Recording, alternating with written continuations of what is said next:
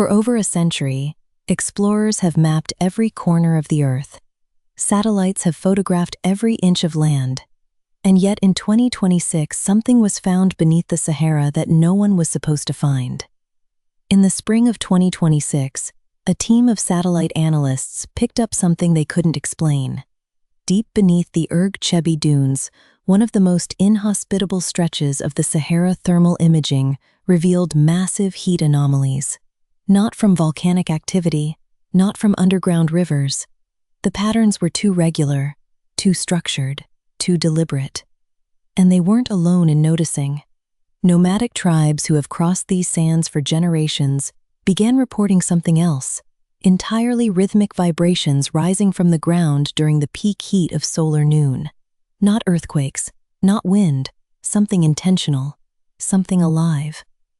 What researchers began piecing together over the months that followed would force a complete rethinking of what we know about human survival, human ingenuity, and how long someone could hide from the rest of the world. To understand how a civilization could exist beneath the Sahara, you have to understand what they built.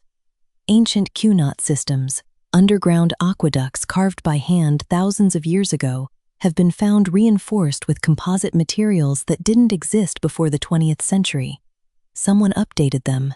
Someone who understood hydraulic engineering at a level that rivals modern civil construction. And water was only part of it. Hidden within natural rock outcroppings across the desert floor, researchers identified passive cooling wind tower structures that create a 50-degree temperature differential between the scorching surface and the chambers below. No electricity, no machinery, just physics, geometry, and thousands of years of refined knowledge. The architecture itself is pressure-sensitive, designed to flex and redistribute load as the dunes shift above, preventing collapse without a single metal beam. Whoever built this didn't stumble into survival.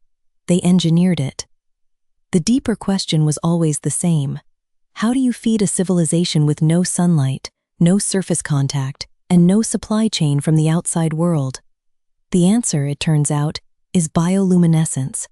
Vast underground algae farms cultivated across chamber walls and shallow water channels produce both oxygen and sustenance in complete darkness.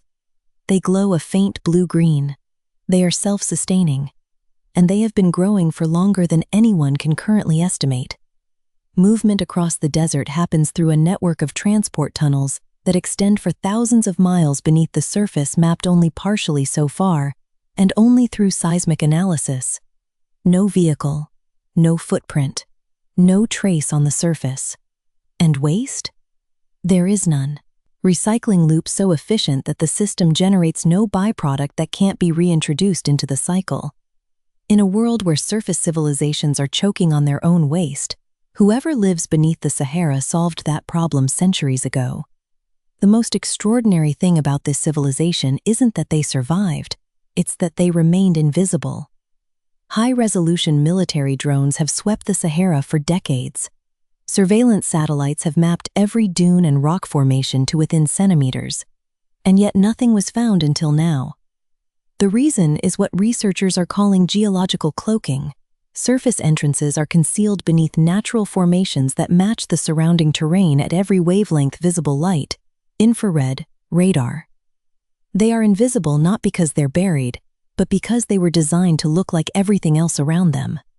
The desert itself is weaponized as defense. Surface temperatures that can exceed 70 degrees Celsius create a natural barrier no army would willingly cross. And the social structures required to maintain this level of secrecy, researchers believe they point to a deeply collective society, one where the survival of the group is not a value, but the entire operating system. Here is where this story stops being about the past and starts being about all of us. In 2026, global surface temperatures are not declining, they are climbing. The Sahara is expanding, and what was once considered the most hostile environment on Earth is becoming, for many regions, the new normal. What these Saharan architects built: passive cooling, zero waste, self-sustaining food systems, pressure-resistant underground habitats, reads less like ancient history and more like a blueprint. Similar anomalies are now being investigated in the Atacama, in the Gobi,